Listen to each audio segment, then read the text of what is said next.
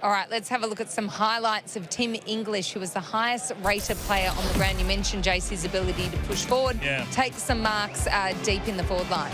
But he was pushing forward at every opportunity. With the number of times we saw him run forward and Kieran Briggs just couldn't get there. He probably could have kicked. He could have actually joined Darcy and Norton and kicked 5. Yes. Yep. He kicked 2, 3 and missed a few easy ones.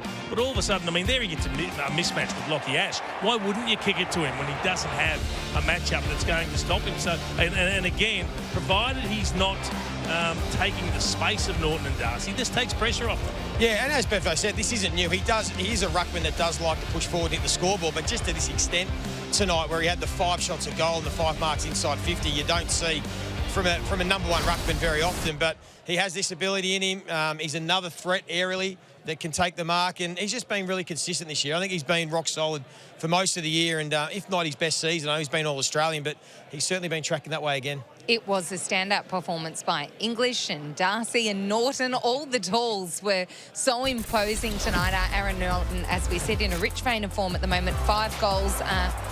Jace here is playing some nice football. We spoke about him pre-game, and that's a perfect example of him leading up and doing a lot of that natural sort of full forward style work.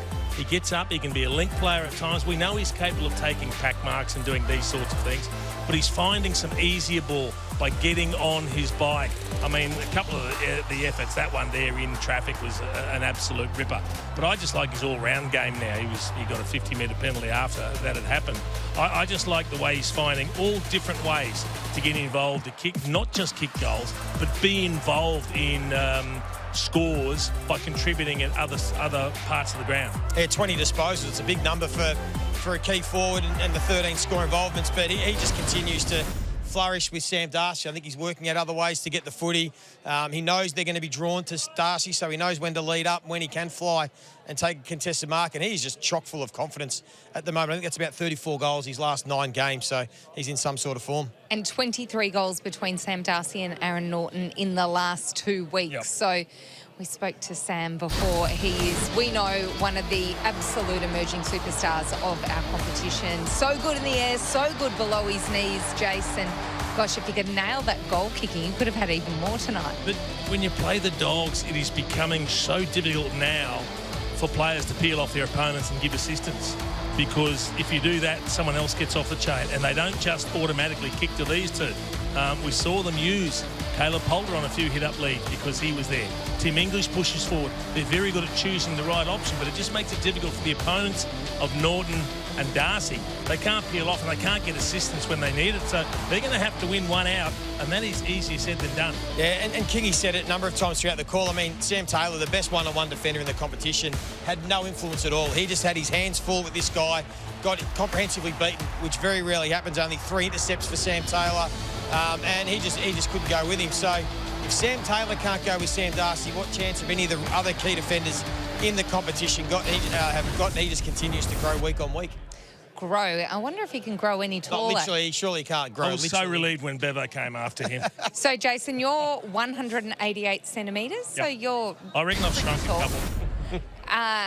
And Sam, 208 centimetres. I was getting a sore neck.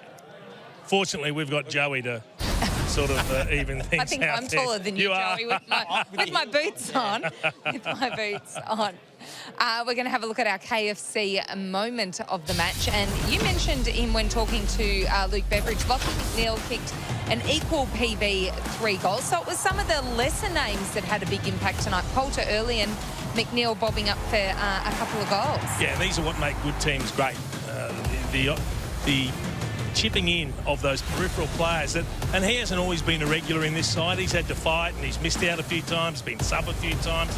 But you put in performances like this, well, you make yourself a staple, don't you? And to get those players all contributing, that just makes them a much better team.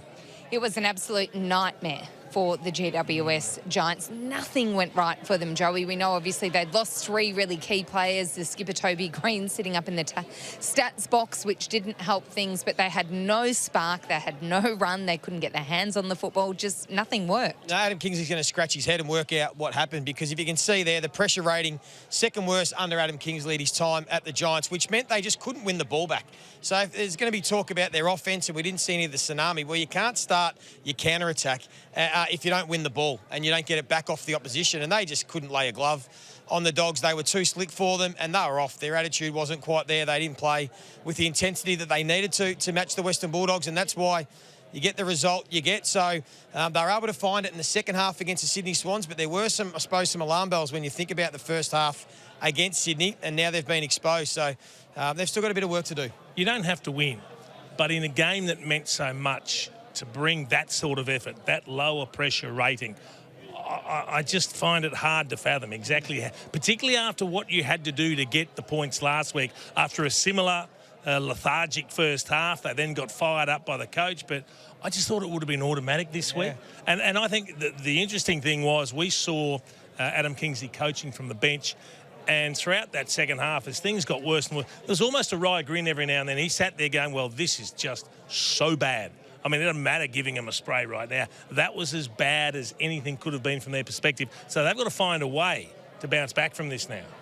So, Joey, can you lose by 88 points in round 21 and be a premiership contender? We know they probably will play finals, but can they do damage and win the flag when you're putting up results like this late in the season? You can, but they're going to have to dig deeper and work out why this has happened. And as we said, there was the signs there last week, first half against Sydney. They have been good before that, and they've beaten some strong teams. They've beaten Brisbane, Geelong, Gold Coast, but yeah, that's a bit of a concern for them, and I think it starts in the midfield. If they get beaten up in the midfield, puts a lot of pressure on their defence against some really good offensive teams.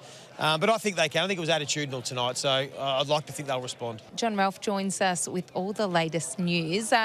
Ralphie, Hogan at the end there, limping off, didn't look too comfortable or happy. What's the latest with him? No, it looked downright terrible. I'm just back from the GWS rooms where there's a lot of cranky players. Tom Green said it was a pathetic effort, and there's a lot of sore players. So Jesse's been battling with that foot issue for, let's face it, most of the second half of the season. Here he was hobbling.